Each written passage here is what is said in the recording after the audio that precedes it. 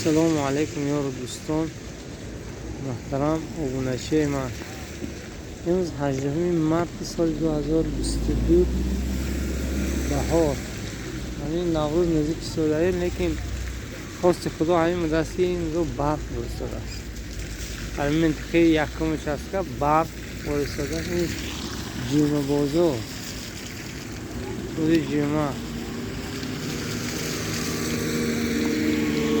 بازار خانه کنده خانه بازار یکون نه آدم های همین بعضی آدم های خلاص که خواست خداوند همین مدرسه که هر سال چند سال میشد که همین میوه مسچاق نمیشنده ایسال همین گرمی بررخ میبیاد و بعد وای میشه.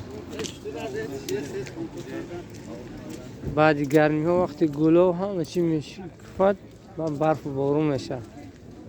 این خیلی بازار آدم نیست. اینجا کمزو سودا کرد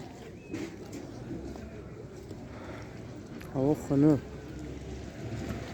با مبادا من سرزنش نمیاد که تو اون خیلی رولیکه درست میپرته. من که کانالم چیزی مخصوص نداره، همین چیزی که پسند من بیاید همین چیز ثبت کرده و سر شما میگذارم.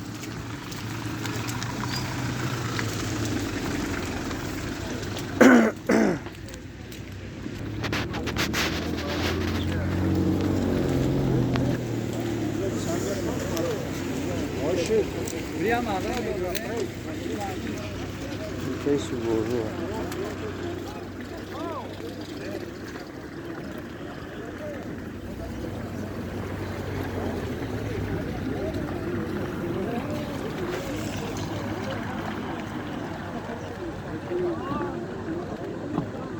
این مردم کشی کرسادن آزمون رو چی میگه؟ آزمون رو بردی میگه دوستان. این پیشی بازار کم تخنه. اگر ما در ویدیو نواری ما معقول چیزی باشه اگر نوار معقول چیزی باشه اگر و لایک کنیم.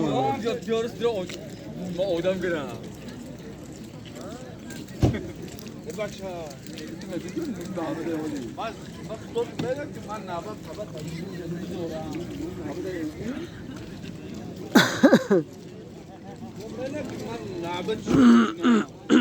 سلامت باشه.